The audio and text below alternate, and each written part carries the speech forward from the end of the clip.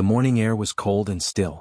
The fog hung low over the ground, rolling between the trees like a slow-moving breath. Clara Whitmore pulled her coat tighter and kept her rifle steady in her hands. Her boots sank slightly into the wet soil with each step. The woods behind her cabin were quiet, too quiet for this time of day, and every sound made her shoulders tense. She had been walking for an hour, following the small prints of a rabbit that disappeared somewhere near the creek. Her stomach was empty, her hands stiff from the cold. The sound of her daughter's voice echoed in her head, "Mama, I'm hungry." She tried to push it away and focus. She couldn't go back without something. When a branch cracked in the distance, she stopped. Her pulse jumped. The sound came again, faint but sharp. She lowered herself slowly, scanning the fog. At first she saw nothing. Then a darker shape moved among the pale gray. A horse stood alone, reins hanging loose, steam rising from its sides. Nearby, something else shifted on the ground. Clara moved closer step by step. The smell hit her first, sweat, gunpowder, blood. Her stomach twisted, but she didn't stop. When the fog thinned, she saw him. A man lying on his side, shirt torn open, arms streaked with blood. He wasn't moving much, just a shallow rise and fall of his chest. Then she heard it, the low growl behind him. 3 wolves circled, their fur slick with dew. Their eyes flicked between the man and her. Clara raised her rifle. Her hands trembled slightly, but she kept her breathing even. She fired once into the air. The blast echoed through the trees. One wolf jumped, another backed off, but the last one lingered, teeth bared. She reloaded and fired again. This time they scattered, melting into the fog. The silence afterward was heavy. Only the man's uneven breathing filled it. Clara approached him carefully, rifle still ready. "You alive?" she said, her voice low. He stirred, eyes opening halfway. His face was rough, unshaven, streaked with dirt. "Guess so," he muttered, barely above a whisper. "You're bleeding bad," she said. He tried to move, winced and fell back. "Ain't your problem." Clara glanced around. The wolves were gone, but they'd be back if she left him here. She hesitated, thinking of her daughter waiting at home. Taking him could mean trouble. Leaving him would mean death. Her grip tightened around the rifle. She looked at him again. He couldn't even sit up. "Damn it," she muttered under her breath, lowering her gun. "Come on." She knelt beside him, sliding her arms under his shoulders. He was heavy, his coat soaked through. The smell of dried blood and leather clung to him. She dragged him inch by inch until they reached a fallen log. He coughed once, the sound rough and deep. "Don't talk," she said. "Save your strength." He gave a small, tired grin. Bossy for a stranger. Quiet. When she checked his wound, it was ugly, deep along the ribs, already crusted at the edges. He'd been bleeding for hours. She tore a strip from her sleeve and pressed it against the cut. He hissed but didn't pull away. "You got a name?" she asked while working. "Luke," he said after a pause. "Luke Carver." She didn't answer. She'd heard that name before. Somewhere, maybe in the saloon talk about an outlaw. She wasn't sure. Her heartbeat quickened, but she kept working. The sky started to lighten above the trees. She looked toward the horse, still waiting. It wasn't going anywhere. Clara knew what she had to do. Leaving him wasn't an option now. She hauled him toward her wagon, his weight making her back ache. Every few steps he groaned, but he kept one hand over the bandage she'd made. When they reached the wagon, she helped him up as best she could. "Don't fall asleep," she said firmly. He gave a slow nod, eyes half closed. "You're tougher than you look." She ignored the comment, took the reins and turned the horse toward home. The fog began to thin as they moved, and the cabin's outline finally appeared through the trees. She glanced down at him one last time. He was breathing just barely. His face looked calmer now, like he trusted her, though she didn't know why. Clara wasn't sure what kind of man she was bringing into her home, wounded soldier, outlaw, or both, but the decision was made. She clicked the reins and whispered, "Let's get you somewhere safe before the wolves change their mind." The wagon creaked forward through the wet grass, the fog closing behind them. The wagon rolled slowly through the clearing, its wheels cracking frozen twigs under the morning light. Clara's cabin came into view, a small weathered structure with smoke barely rising from the chimney. The place looked colder than she remembered, but right now it was the only safe spot for miles. Luke was slumped against the sideboards, eyes half closed. Every bump in the road made him groan softly. His breathing was uneven, heavy, like he was trying not to show how much it hurt. Clara kept glancing back at him, torn between frustration and concern. She stopped the wagon and jumped down, boots crunching on the frozen ground. "We're here," she said quietly. No response. She moved closer and nudged his shoulder. Hey, stay with me. Luke opened his eyes slowly, unfocused. Didn't think I'd get this kind of rescue, he murmured. Save your breath, she said. You'll need it. Getting him inside wasn't easy. He was tall, solid, and barely conscious. She dragged one of his arms over her shoulders, gritting her teeth as she helped him down from the wagon. The smell of dried blood mixed with mud and horse sweat filled the air. He stumbled once, almost taking her down with him, but she steadied him and kept going. Inside, the cabin was small, a single room with a stove, a table, and 2 chairs. A bed sat in the corner near the window. Her daughter's blanket lay folded at the foot of it. She helped Luke onto the bed. He fell back with a rough exhale, his head rolling to one side. Don't you die on me after all that trouble, Clara muttered, lighting a lantern and setting it beside him. His eyes flicked open again, cloudy but alert enough to catch her tone. I'll try not to disappoint. Clara ignored the remark and grabbed a basin, filling it with water from the jug. She tore what was left of her sleeve and began cleaning the wound. The blood came off dark, almost black in the lamplight. The cut was deep but not fatal, not yet. He flinched under her touch. Where'd you learn to do this? Didn't have much choice, she said flatly. No doctor within 10 miles. She pressed the cloth harder against the wound, trying to stop the bleeding. He grunted and gripped the edge of the blanket until his knuckles went white. You're lucky the wolves didn't finish the job, she said quietly. I've been lucky before, he muttered. Then his eyes flicked toward her face, studying her in silence. You've got a kid, don't you? Saw the small shoes by the door. Clara froze for half a second, then kept cleaning. She's asleep. Don't wake her. He nodded slightly, then turned his head away. The tension in the room settled heavy. For a while, only the sound of crackling wood and his uneven breathing filled the silence. When the wound was finally wrapped, Clara sat back and looked at her work. Her hands were shaking from exhaustion, but she didn't want to stop. She hadn't had another adult in this cabin in months, not since her husband left. She took a breath, rubbing her cold fingers together. You need rest. Don't move too much or you'll open it again. Luke gave a small nod. What's your name? Clara. He managed a faint smile. Clara Whitmore. I owe you one. You don't owe me anything, she said quickly. You'll leave when you can stand on your own. He didn't argue. His eyes drifted shut, and within moments, his breathing steadied. Clara stayed sitting beside the bed, staring at him. She didn't trust him, not yet. Something about him felt off. Maybe it was the scar under his jaw or the way his belt still had a revolver holster even though the gun was missing. She reached over and quietly checked his coat pocket. Nothing but a small folded map and a blood-stained note. She opened it, scanning the few words written there. Meet at Dry Creek. Don't be late. Her stomach tightened. Dry Creek was less than a day's ride west, known for its lawless men and old grudges. She folded the note back and placed it on the table, staring at it for a long time. Then she looked at him again. Was she sheltering a wanted man? The thought made her skin crawl, but she couldn't undo what was already done. He was here, bleeding on her bed, and the snow outside was getting thicker by the hour. From the small doorway to the next room, a soft voice called out. Mama? Clara turned. Her daughter Mary stood there, rubbing her eyes. Barefoot. Hair messy from sleep. It's okay, sweetheart, Clara said softly. Go back to bed. Mary's eyes shifted to the stranger on the bed. Who's he? Clara hesitated, glancing at Luke. Just someone who got hurt. He'll be gone soon. Mary nodded sleepily and went back to her small cot. When the door closed, Clara exhaled, the weight of everything pressing down. She checked the lock on the door, added another log to the fire and sat back down. Luke mumbled something in his sleep, a name she didn't recognize, and shifted slightly.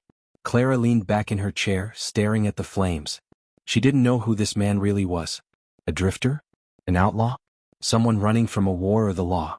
But one thing she knew for sure, by saving him she might have just brought danger straight into her home. Outside in the distance a wolf howled. She glanced toward the window, hand resting near her rifle. She couldn't tell if it was the sound of the wild, or a warning. The next morning came slow and gray. Wind rattled the shutters, pushing thin lines of dust through the cracks. Clara woke to the sound of creaking wood and muffled coughing from the other room.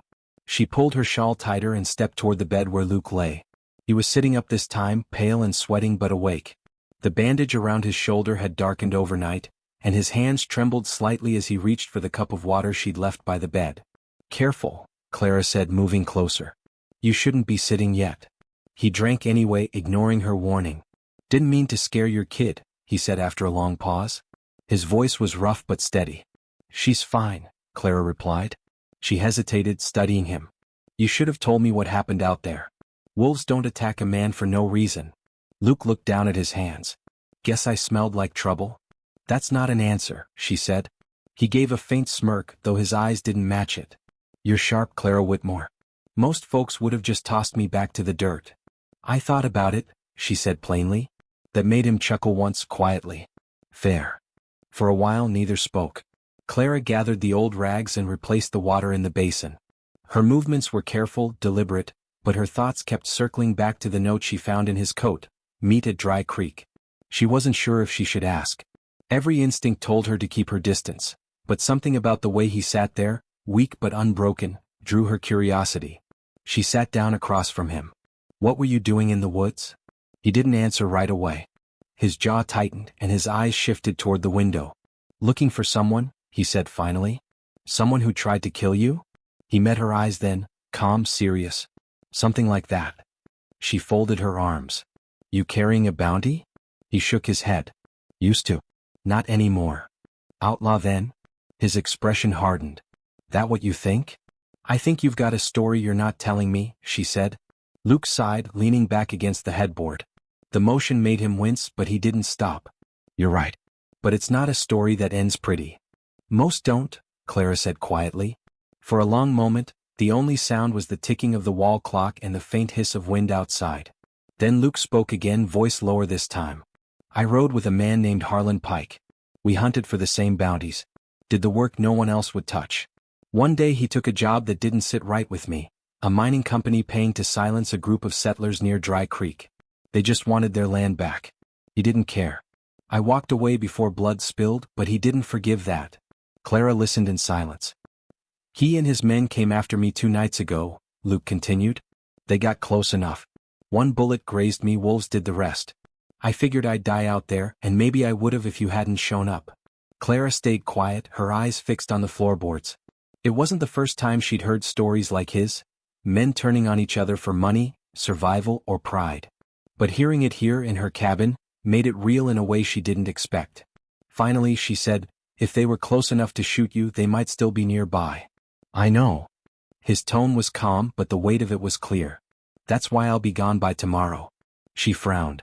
You can't even stand yet. I'll manage. No, you won't, she said firmly. If those men find you before you can draw your gun, they'll kill you. And they won't stop at my door if they think I helped you. Their eyes locked, hers sharp and steady, his tired but unyielding. There was a moment there, brief but charged, where neither moved. Clara looked away first. She stood, walked to the stove and poured more water into the kettle. You'll stay until you can ride. After that you're gone. Luke nodded slightly. Fair deal. When the kettle started to hiss, Clara poured 2 cups. She handed one to him and sat across again. For a moment the cabin felt almost peaceful, 2 people sharing quiet after too much noise. Then Mary came running in, clutching her doll. Mama, there's someone outside. Clara froze. Luke's eyes went alert instantly, his hand drifting toward the empty holster beside him out of habit. Stay here, Clara said to her daughter, grabbing the rifle by the door. She peeked through the narrow gap in the window. 2 horses stood near the tree line. A man dismounted, tall in a dark coat, a rifle slung across his back. Another stayed in the saddle, scanning the area. Luke's voice came low and steady. That'll be Harlan Pike. How sure? Too sure. Clara took a slow breath. Her pulse quickened, but her hand stayed firm on the rifle. She looked back at him. You said tomorrow? Guess he didn't agree, Luke said, grimacing as he pushed himself up. She moved fast to stop him. You can't fight like that. You'll bleed out before you hit the door. I'd rather bleed than let them through you. There was something in his voice, not bravado, not pride. Just resolve. It struck her harder than she expected. She swallowed. Then we do this my way. You stay low. If they come closer, I'll get them to leave. Luke looked like he wanted to argue, but then he nodded once. You talk. I'll cover you if it goes wrong. Clara stepped to the door, heart hammering, and opened it just enough to see the man in the dark coat. His face was rough, his beard unkempt, and his eyes cold. Mornin', ma'am, he said. We're looking for a man. Name's Luke Carver. You seen him around? Clara kept her voice calm, though she felt the heat of Luke's gaze from behind the door. Can't say I have. Haven't seen anyone out here for days. The man smiled thinly. That so? Shame. He's dangerous. Could be hiding anywhere.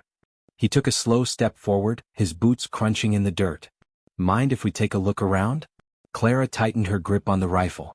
I do mind. The man's expression hardened. Didn't mean no offense, ma'am. Just doing my duty. Behind her, she heard the faint click of Luke's revolver, the one he'd pulled from under the blanket. The air between them thickened. Clara exhaled, eyes steady on the stranger. You've done enough duty for one day. Now get off my land. The man studied her face for a moment, then gave a cold half-smile. All right, ma'am. But if you see him, tell him Harlan says hello. He tipped his hat and turned his horse around. The second rider followed. When they disappeared beyond the trees, Clara shut the door and leaned her forehead against it, breathing hard. Luke was already on his feet, one hand on the table for balance. You handled that well. She turned toward him, frustration and fear mixing in her chest. You brought this to my home. I didn't ask you to save me. No, you didn't, she said sharply. But I did. And now my daughter's in danger because of it. Luke didn't respond. He looked away, guilt shadowing his face. Clara lowered her rifle slowly. You'll rest tonight. Tomorrow you ride out. Before they come back. Luke nodded once, eyes on the floor. You have my word. But neither of them spoke the truth aloud, that something between them had already shifted. Fear, duty, and something deeper now tied them together. And with Harlan Pike still out there, that bond was about to be tested. The light faded early that evening, turning the woods outside Clara's cabin into a dark wall of silhouettes. The air was still, heavy with the smell of rain that hadn't yet fallen. Inside, a single oil lamp burned on the table, throwing a weak yellow glow across the room. Clara moved quietly, setting a bowl of stew in front of Luke. He sat at the table, his shoulder wrapped tight in clean bandages. The bruises had darkened, but his breathing was steadier. He hadn't said much since the men left earlier. Neither had she. Eat while it's warm, Clara said, her voice low. He nodded, picked up the spoon and ate in slow silence. The sound of it, the soft clink of metal against the bowl, was the only thing breaking the quiet. Mary had already gone to sleep, tucked under a quilt in the small bedroom. The girl's soft breathing reached the table like a steady rhythm, one Clara focused on to keep her nerves calm. When Luke finally spoke, his tone was quiet but firm. You should have let me go today. Clara's hands froze on the edge of the table. You wouldn't have made it far. I've made it worse for you by staying. She looked up, meeting his eyes. They were steady, but she could see the guilt behind them, something deeper than fear. You think I can't handle trouble? That's not what I mean. Then what do you mean? He leaned back slightly, wincing as the movement pulled his shoulder. You've got a child. A home. You don't need a man like me bringing danger to your door. Clara took a slow breath, then sat down opposite him. You talk like you planned for this. Like you expect everyone to walk away from you. His eyes lifted to hers. Most do. The air between them stayed still. The lamp flickered once, then steadied again. Clara reached for the bowl he'd finished, collecting it from the table. Her hands brushed his wrist as she did, and she felt the roughness of his skin, the heat beneath it. It wasn't intentional, but neither of them pulled away right away. She broke the silence first. You'll stay one more night. They might be watching the road. Luke nodded slowly. I'll leave before sunrise. When she turned to the counter to wash the dishes, she could feel his eyes on her back. Not invasive, not hungry, but searching. She wasn't sure what he saw when he looked at her. A widow trying to survive? A fool for helping him? Or something in between? He stood up after a while, steady but careful. You got somewhere I can keep watch? She wiped her hands on a cloth and nodded toward the window. There's a chair near the door.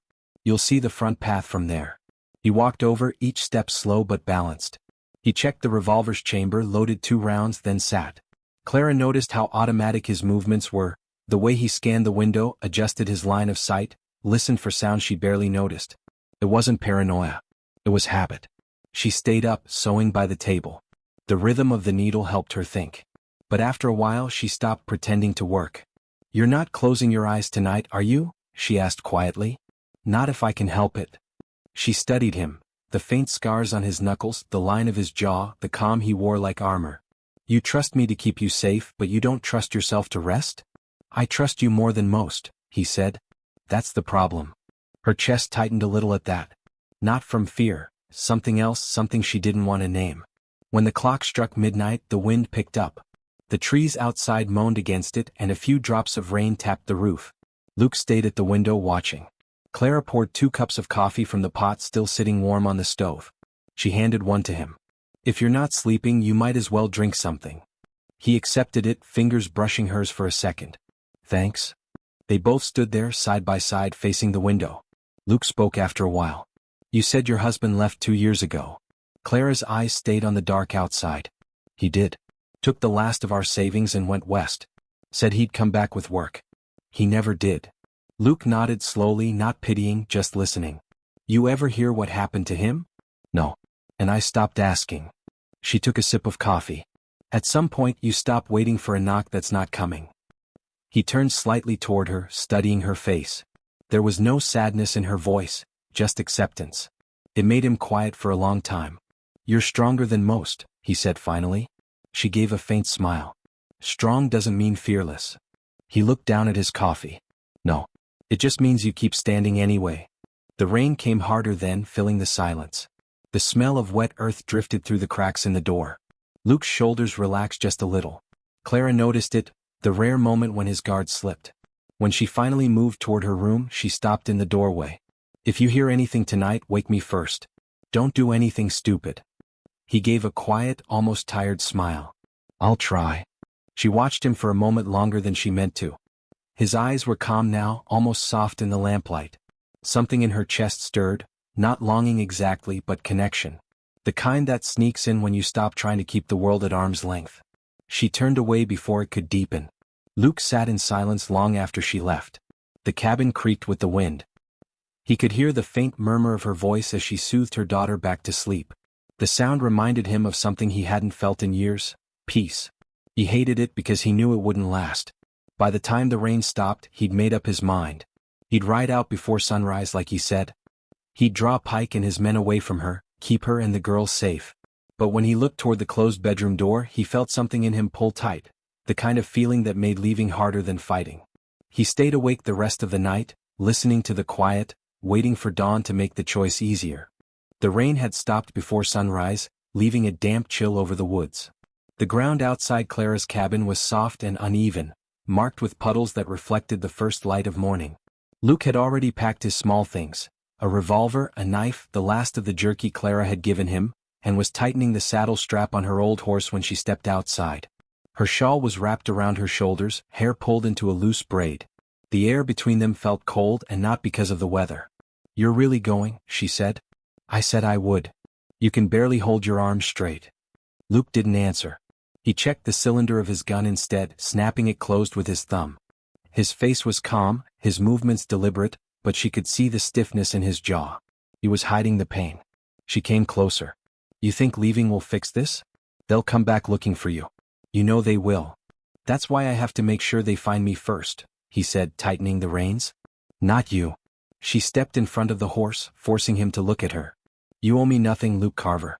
But you're not doing me a favor by running into a bullet." His eyes met hers, steady, unreadable. "If I stay, you'll lose everything."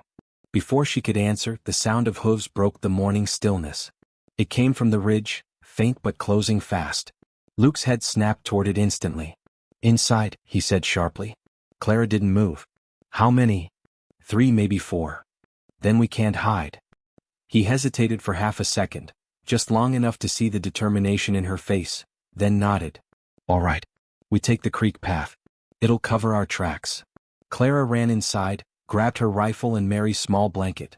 The girl was still asleep.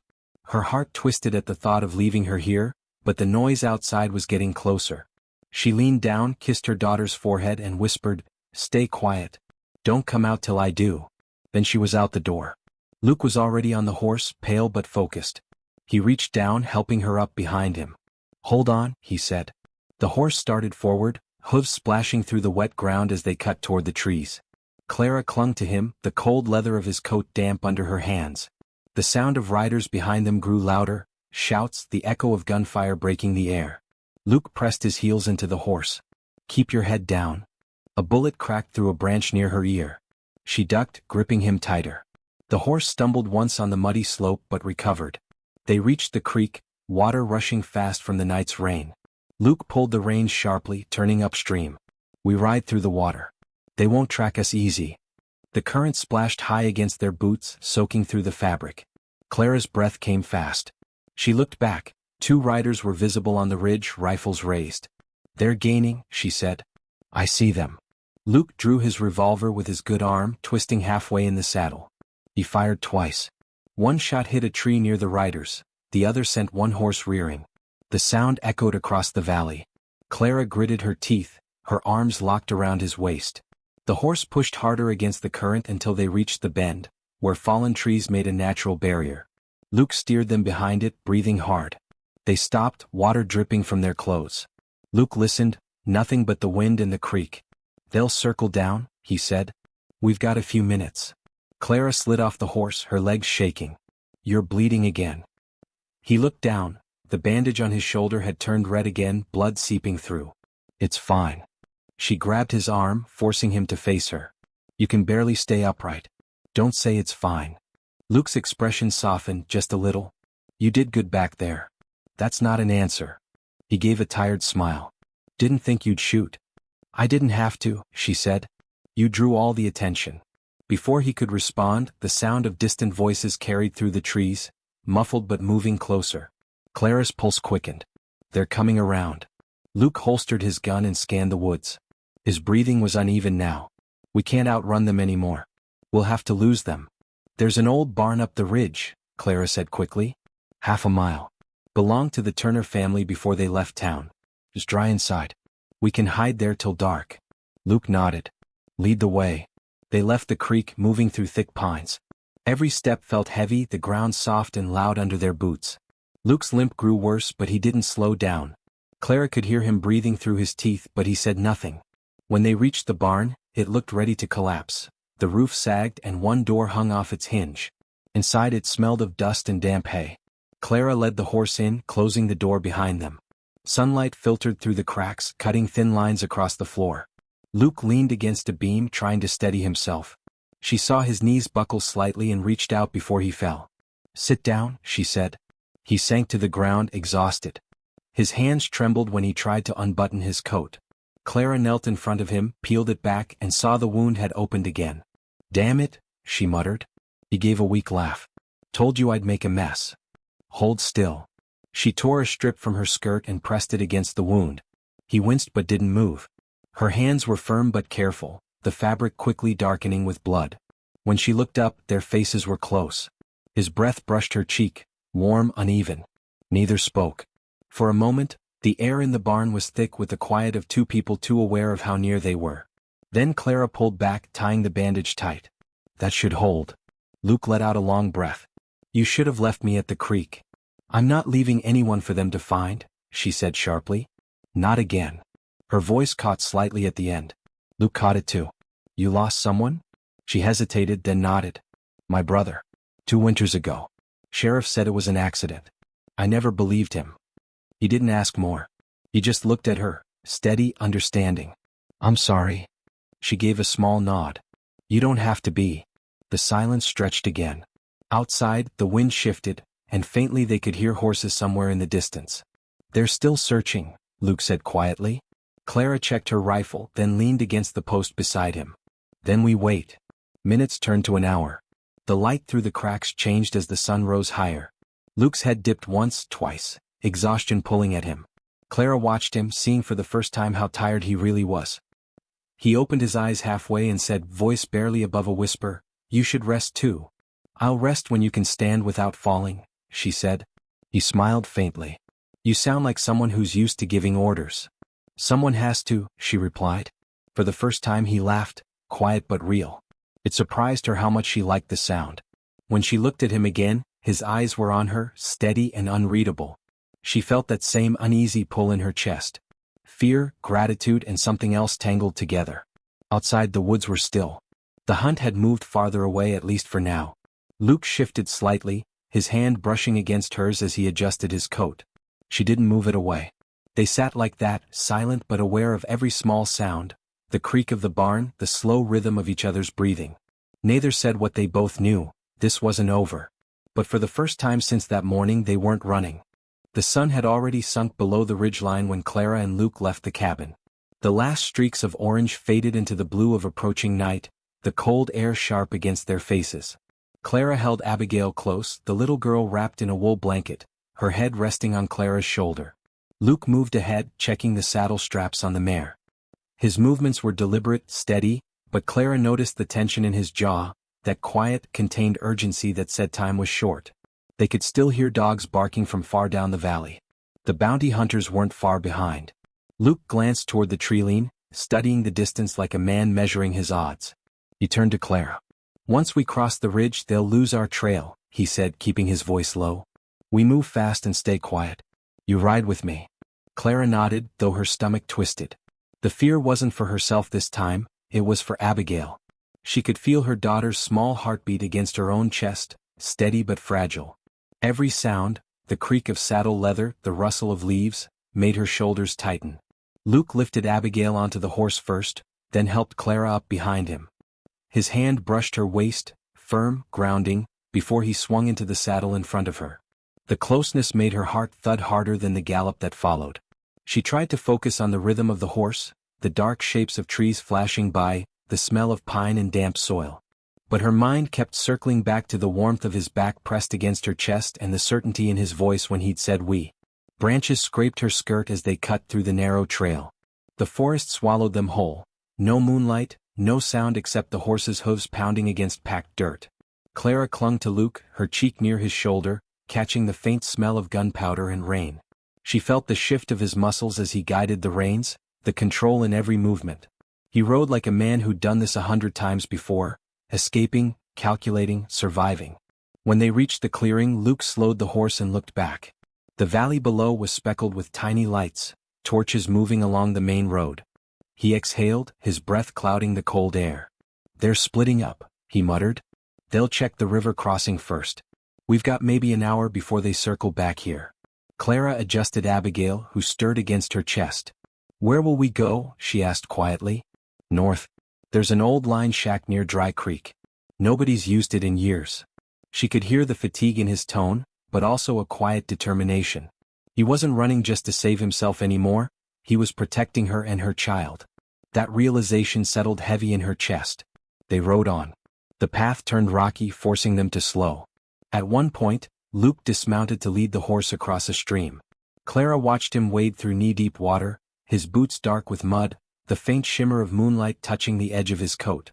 She felt a sudden rush of something she couldn't name, not just gratitude but something warmer, more dangerous. When they finally reached higher ground, he stopped beside a fallen log. "We rest here," he said. "Just for a bit." Clara slid off the horse, her legs trembling from the long ride. She set Abigail down gently, the girl already half asleep. Luke gathered dry twigs and sparked a small fire. The glow lit his face, carving shadows across his features. He looked older under that light, worn but steady. Clara sat close enough to feel the warmth. Her hands shook slightly as she reached toward the flames. Luke watched her for a moment, then spoke softly. "I shouldn't have brought this to your door." She looked at him, surprised by the guilt in his tone. "You didn't bring it," she said. "It found us both." He held her gaze, the silence stretching between them. The fire cracked, a small burst of orange reflected in his eyes. He wanted to say something, she could see it, but he turned away, running a hand through his hair instead. She studied him, the bruises fading, the scar on his jaw, the weight he carried even in stillness. For a brief moment she thought of her husband, the way he'd left without a word. Luke was different. He'd stayed when it mattered. Abigail shifted in her sleep, and Clara covered her with the blanket. Luke handed her his coat without a word. Their fingers brushed again, that same brief electric contact that neither of them pulled away from right away. The fire burned low. Beyond the circle of light, the forest was silent. Luke's voice came rough and quiet. "When this is over you should go back to town. Tell them you didn't know me. That you were forced to help." Clara shook her head slowly. "And lie." He hesitated, then smiled faintly. "Maybe just survive." She looked at him for a long time. "You think I don't know how to survive, Luke?" That made him look up. Their eyes locked, neither defiant nor soft, just real. For the first time, he seemed to see her not as someone he'd endangered, but as someone standing beside him by choice. The wind shifted. Somewhere far off, a wolf howled. Luke threw another stick into the fire, his shoulders relaxing just slightly. Clara sat beside him, the silence between them no longer sharp, but heavy with something unspoken. They stayed like that for a long time, the night cold around them, the fire dying slow, until both of them drifted into uneasy sleep, the promise of dawn still uncertain but somehow less frightening than before. By morning the fog had lifted. The forest felt different, too quiet, as if it knew what was coming. Luke woke first, his body stiff from sleeping on the ground, his hand instinctively reaching for his revolver before his eyes were even open. Clara was still asleep, one arm around Abigail, both of them huddled under his coat. For a brief moment he just watched them, the rise and fall of their breathing, the safety he couldn't promise but wanted to. Then a faint sound reached him, the distant clatter of hooves on hard ground. Not one horse. Several. He stood slowly listening. His pulse quickened. He recognized the rhythm. Men riding in formation, not travelers. Bounty hunters. He crouched beside Clara and touched her shoulder. "We have to move," he said quietly. She opened her eyes fast, already reading the look on his face. "How close?" "Too close." They packed quickly. Luke threw the saddle on the horse while Clara woke Abigail, whispering for her to stay quiet. The girl didn't ask questions, she only clung tighter to her mother's hand. They reached Dry Creek half an hour later. The place was nothing more than a collapsed shack and a dried-up stream bed, the remains of an old cattle route. Luke led the horse behind a cluster of boulders, tying it low. From there, the land sloped downward into open ground, good for sight, bad for cover. He scanned the horizon. Dust plumes rose in the distance. 6 riders, maybe 7. Sheriff Hale was likely among them. Luke felt the old instinct kicking in, calculating angles, distance, escape routes. But this time he wasn't alone, and that changed everything. Clara stood beside him, her face pale but steady. "You said they'd lose the trail," she whispered. "I thought they would." He looked at her, then at Abigail. "They must have tracked the horse prints through the stream. So what now?" He met her eyes. "Now I end this." She stepped closer. "You can't fight them all." He didn't answer right away. He checked the bullets in his revolver, his movements calm but mechanical. "I can buy you time. Take Abigail. Go north through the ridge. You'll find a path leading to the main road." Clara shook her head hard. "No. I'm not running again." "Clara. Stop." Her voice broke, but her eyes didn't. "Every time I've run, I've lost something. My home, my pride, my peace. I'm not losing this too." For a long moment they just stared at each other. Luke saw the fear in her, but also something stronger. Resolve. She wasn't the same woman he'd met in the woods. He finally nodded. "All right." He handed her his spare rifle. "You stay behind those rocks. Keep Abigail down. If they get close, you shoot to scare, not to kill."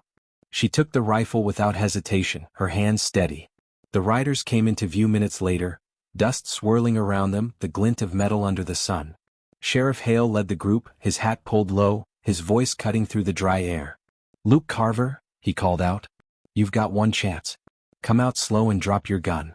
Luke stepped forward, half covered by the rocks, his voice calm. "You've been chasing the wrong man, Hale? You know it?" "Maybe," Hale said, dismounting. "But you made me look like a fool in front of my town. And I don't forget that kind of thing." Behind him, one of the bounty men laughed. Another spat into the dirt. Clara felt her throat tighten as she crouched lower, pulling Abigail close. The child's small hand gripped her sleeve, trembling. Luke took a step forward, his revolver down by his side but ready. "You want me? Fine. But you leave them out of this." Hale smirked. "The woman who hid you? She made her choice." The first shot cracked before Hale even finished speaking. Luke ducked, firing back. The air filled with gunpowder and echoing blasts.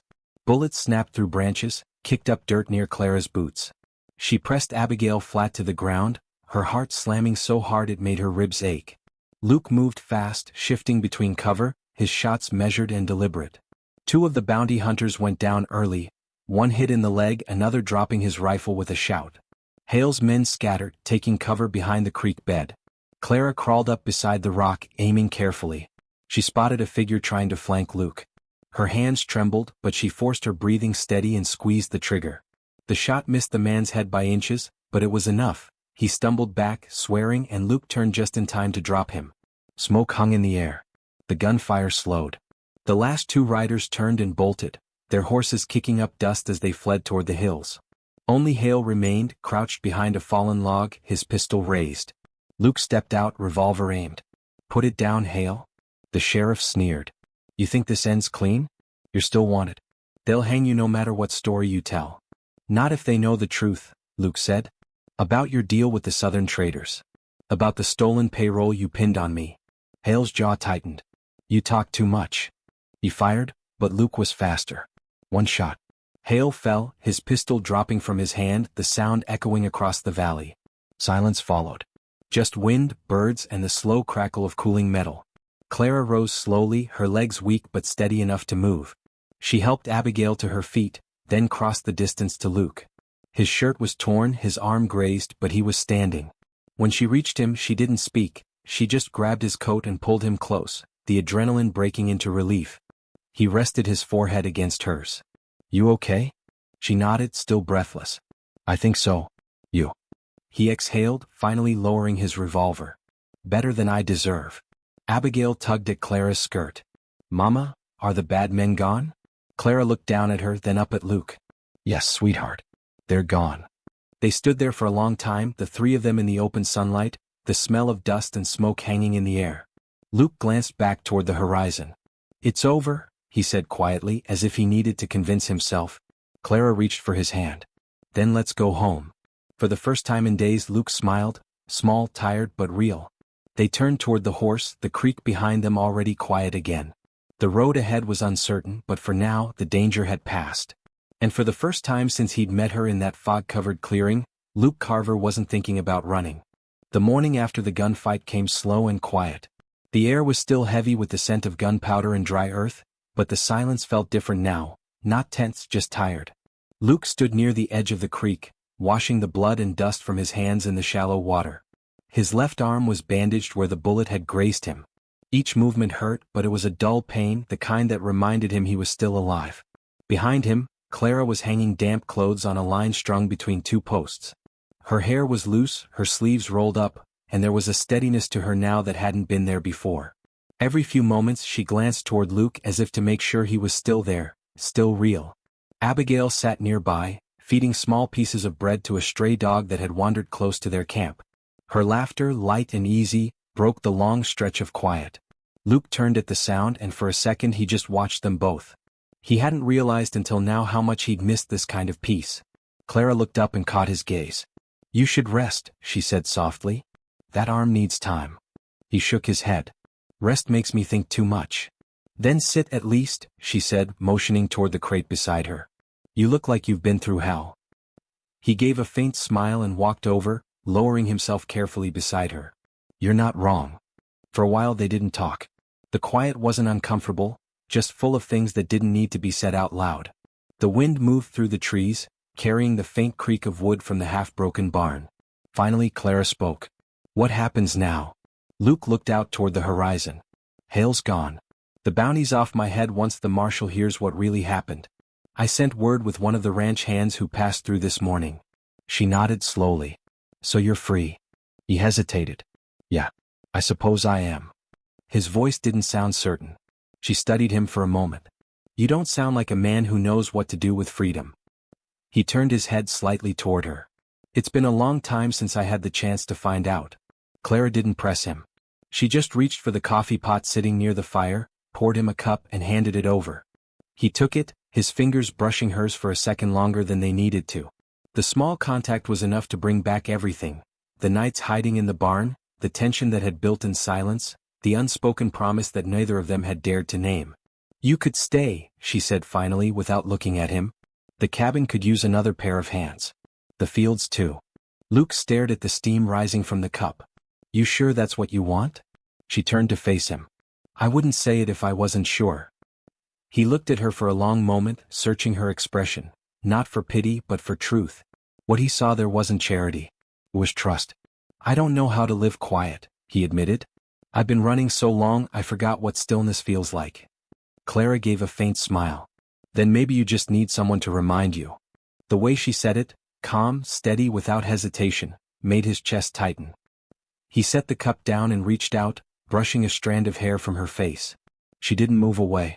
Clara, he said quietly, as if her name alone might break the fragile calm. She looked up at him. You don't have to say anything. But he did. He leaned in, slow and uncertain at first, his rough hand resting against her cheek. Her breath caught, not from surprise but from how natural it felt. The kiss was unhurried, warm, built from days of tension that had nowhere else to go. When they finally broke apart, the world felt still again. He rested his forehead against hers. "I should have told you sooner," he said. She smiled faintly. "You just did." The rest of the day passed quietly. They buried the bodies near the ridge, a rough job done in silence. By evening, the sky turned orange and pink over the valley. Luke sat on the porch steps while Clara made stew inside. Abigail's laughter came through the open door, mixing with the sound of clinking dishes. He looked out across the land, the same ground where he'd once only seen danger, and felt something different this time. It wasn't peace exactly, but it was close. Clara came out, wiping her hands on her apron. She sat beside him, her shoulder brushing his. "Dinner's ready." He nodded, his gaze still on the horizon. "Feel strange? After everything?" "What does?" "Knowing it's over." She leaned against him lightly. "It's not over, Luke. It's just different now." He turned to look at her. Her eyes caught the last bit of light, steady and sure. He realized then that she wasn't waiting for him to promise anything. She'd already decided to move forward, and if he wanted to be part of it, that was his choice. He smiled. "Then I guess I'll start by fixing that fence tomorrow." Clara laughed quietly. "About time someone did." Inside, Abigail called out for them, her voice bright and happy. Clara stood and reached out her hand. Luke took it and followed her inside. The cabin was warm, the fire low, the smell of stew filling the room. For the first time in years, Luke Carver didn't feel like an outlaw or a ghost from someone else's past. He felt like a man who had found something worth staying for. Outside, the wind carried the last of the dust away from Dry Creek. And as the night settled over Copper Ridge, there were no more questions left, only the sound of a family finding their way home.